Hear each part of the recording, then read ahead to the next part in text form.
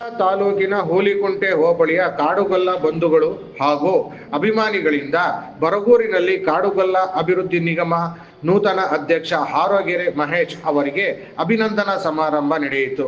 ಈ ಸಂದರ್ಭದಲ್ಲಿ ಎಪಿಎಂಸಿ ಮಾಜಿ ಸದಸ್ಯ ಬಿ ಸಿದ್ದಪ್ಪ, ಕಾಡುಗೊಲ್ಲ ಅಭಿವೃದ್ಧಿ ನಿಗಮ ಮಾಜಿ ಅಧ್ಯಕ್ಷ ಚಂಗವಾರ ಮಾರಣ್ಣ, ಯುವ ಕಾಂಗ್ರೆಸ್ ಅಧ್ಯಕ್ಷ ಮಣಿ, ಗ್ರಾಮ ಪಂಚಾಯಿತಿ ಮಾಜಿ ಅಧ್ಯಕ್ಷ ಕೆಆರ್ ಮಹೇಂದ್ರಗೌಡ, ಮುಖಂಡ ಹಾರೋಗೆರೆ ಮಾರಣ್ಣ, ತಾಲೂಕು ಮಾದಿಗ ಸಂಘದ ಅಧ್ಯಕ್ಷ ಬಿ ನರಸಿಂಹಯ್ಯ, ಲಕ್ಷ್ಮೀ ನರಸಮ್ಮ, ಓಂಕಾರೇಶ್, ಜಯರಾಮಯ್ಯ, ಕಂಬಿ ಮಂಜುನಾಥ್, ಪ್ರಾಥಮಿಕ ಕೃಷಿ ಪತ್ತಿನ ಸಹಕಾರ ಸಂಘದ ಅಧ್ಯಕ್ಷ ಸಿ ತಿಮ್ಮಯ್ಯ ಸೇರಿದಂತೆ ಹಲವಾರು ಮುಖಂಡರು, ನೂರಾರು ಅಭಿಮಾನಿಗಳು ಉಪಸ್ಥಿತರಿದ್ದರು.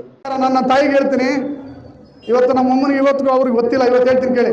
26ನೇ ತಾರೀಕು 9/2016 ನಮ್ಮ ಅಣ್ಣ ತೀರ್ತಾನೆ. 26/9/2016 ನಮ್ಮ ಅಣ್ಣ ತೀರೋಗ್ತಾನೆ. 26/9/2025 ನಾನು ಅಧಿಕಾರ ಸ್ವೀಕಾರ ಮಾಡ್ತೀನಿ. ನಮ್ಮ ಅಣ್ಣ ತೀರೋಗಿದ್ದ ದಿವಸ ನಾನು ನನ್ನ ತಾಯಿಗೆ ಹೇಳ್ತೀನಿ, ನನ್ನ ಅಣ್ಣ ಬಿಟ್ಟು ಹೋಗಿರ್ಬೋದಮ್ಮ, ಎದೆ ಉಂದು ಬೇಡ, ನಿನಗೇನು ಇವತ್ತು ಸಮಾಜದಲ್ಲಿ ಒಬ್ಬ ಮಗ ಹೋದ ಅಂತೇಳಿ ಆ ದುಃಖ ಇದೆ, ಆ ದುಃಖವನ್ನು ನೀಗಿಸುವಂಥ ಕೆಲಸವನ್ನು ನಾನು ಇವತ್ತು ನಿನ್ನ ಮುಂದೆ ಬಂದು ನಿಂತು ಇವತ್ತು ಸರ್ಕಾರ ನಮ್ಮನ್ನು ಗುರುತಿಸಿದೆ. ಇವತ್ತು ನಿಜವಾಗಿ ನಾನು ಇವತ್ತು ನೀವು ಇರ್ತಕ್ಕಂಥ ಇದನ್ನು ಯಾಕಪ್ಪ ಅಂತ ಹೇಳಿದ್ರೆ ಇದು ಹೇಳಲಿಕ್ಕಾಗಲ್ಲ.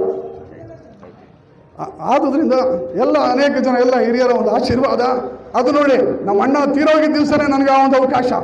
ಕಾರಣ ಇದೆಲ್ಲದಕ್ಕೂ ಕಾರಣ ಆಗಬೇಕು ಅಂದರೆ TV ಜಯಚಂದ್ರ ಸಾಹೇಬ್ರು ಇವತ್ತು ಇಲ್ಲ ಇವರು ಹುಡುಗ ಇವತ್ತು ಪ್ರಾಮಾಣಿಕವಾಗಿದ್ದಾನೆ ಅಂತೇಳಿ ಇವತ್ತು ನಿಮ್ಗೆ ವಿಷಯ ಗೊತ್ತಿರಬೇಕು. ಒಂದು ರಾಜ್ಯ ಮಟ್ಟದ ಒಂದು ಅಧಿಕಾರ ಹಿಡಿಬೇಕು ಅಂತಂದರೆ ಅದು ಹುಡುಗಾಟದ ಮಾತಲ್ಲ. ಆದರೆ ಎಲ್ಲವನ್ನು ಇವತ್ತು ನಾವು ಕಂಡಂಥ ಕನಸುಗಳನ್ನ ಇವತ್ತು ನಮ್ಮ ಸಮಾಜದ ಪರವಾಗಿ ಅವರಿದ್ದಾರೆ. ನಾನು ಸಹ ಅಷ್ಟೇ.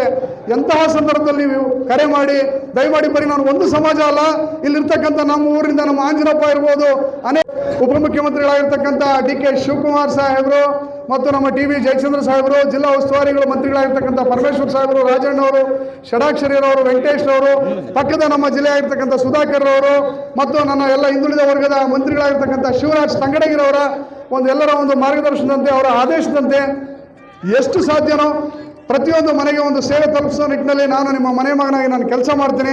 ಮತ್ತೊಮ್ಮೆ ನಾನು ಈಗೂ ಹೇಳ್ತಾ ಇದ್ದೀನಿ, ದಯಮಾಡಿ ಯಾರು ಎದ್ದೇಳಬಾರ್ದು. ಸಿದ್ದಣ್ಣ ಮಾತಾಡೋವರೆಗೂ ದಯಮಾಡಿ ನಾವು ಎಲ್ಲರೂ ಗೌರವ ಕೊಡಬೇಕಾಗ್ತದೆ.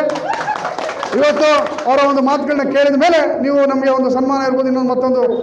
ನಾನು ಎಲ್ಲೂ ಹೋಗಲ್ಲ, ಇನ್ನೂ ಒಂದು ಸ್ವಲ್ಪ ತಿರ್ತೇನೆ.